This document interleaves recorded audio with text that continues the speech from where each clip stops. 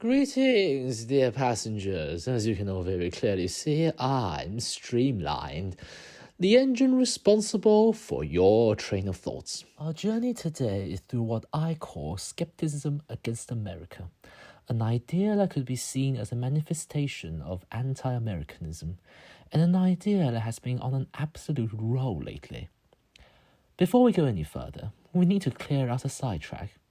I know it is technically inaccurate to refer to the sovereign state of the United States of America as America, because America means the entirety of the continent, but for the sake of simplicity and habit, we are going to say America.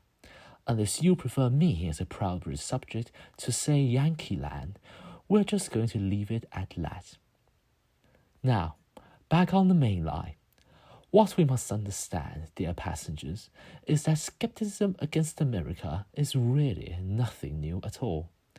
Not only is it nothing new at all, most of the time, skepticism against America originates from the American people themselves, because since they declared independence from our king, Americans are more than used to being harshly critical of their country, often even pessimistically so.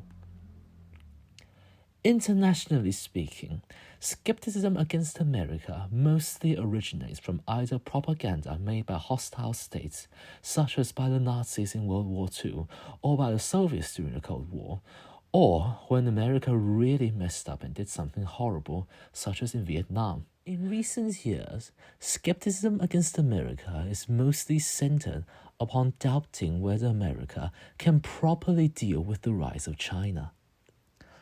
On the idea of in decline itself, we can discuss it in absolute and relative terms. Think of it as engines running on a racetrack. When one speed decreases, they are slowing down in absolute terms.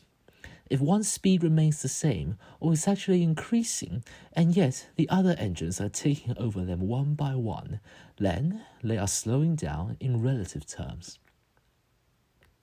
So, is America in absolute decline or relative decline? In terms of culture and reputation, recent polls do suggest that Americans feel that American culture is not as admirable as they once were. For the global community, American culture and American values do seem to become less and less influential with the rise of anti-globalism and with the dip in America's reputation. The reputation has suffered particularly badly after debacles in Afghanistan and Iraq, and after former President Donald Trump's blundering in foreign policies. It's unlikely that America's reputation could vastly improve in the short term.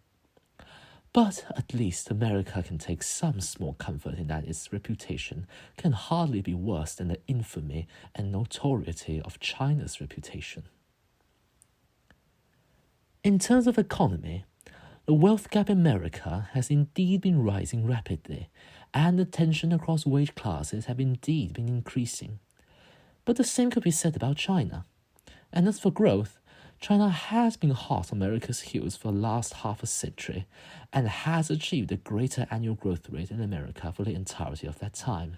But economic growth do not correlate directly to true economic power, and as America's power in the technological and financial sector is undisputedly dominant, not to mention America's growth rate has overtaken China in the last 3 years, reclaiming the lead in growth rate, while retaining its lead in nominal GDP, which America has always had a firm lead on.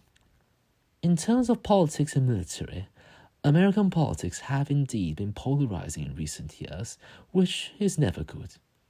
And as previously mentioned, American foreign policy has been a bit, to put it bluntly, screwed over by Trump's lack of diplomacy. But since then, American internal politics and foreign standings have slightly improved, so at least America seems to be on the right track to become respectable again. The wars in Afghanistan and Iraq, aside from damaging America's reputation, have also served to seriously drain America's resources. As trillions and trillions of dollars have now been spent, America could not freely spend as much on arms as they could a decade or two ago, since they are a country that still has to care about public opinion on how taxpayer money is spent. So, The drop in America's share in global military expenditure is really down to two factors.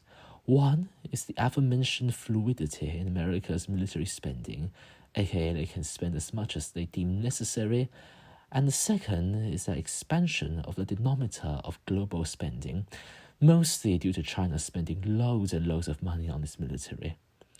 But as any military expert will tell you, spending more on the military doesn't necessarily give you a more competent military.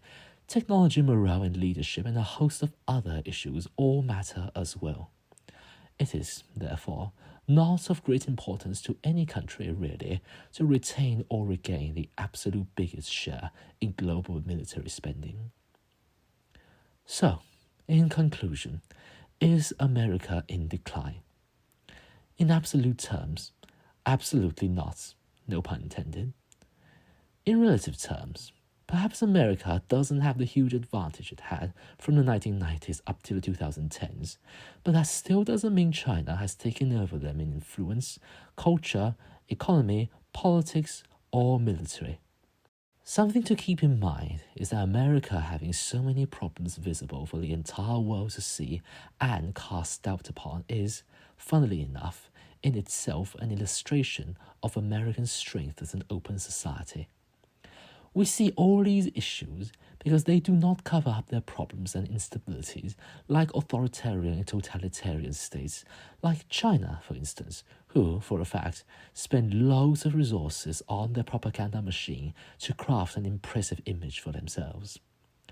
This, dear passengers, is the crucial point.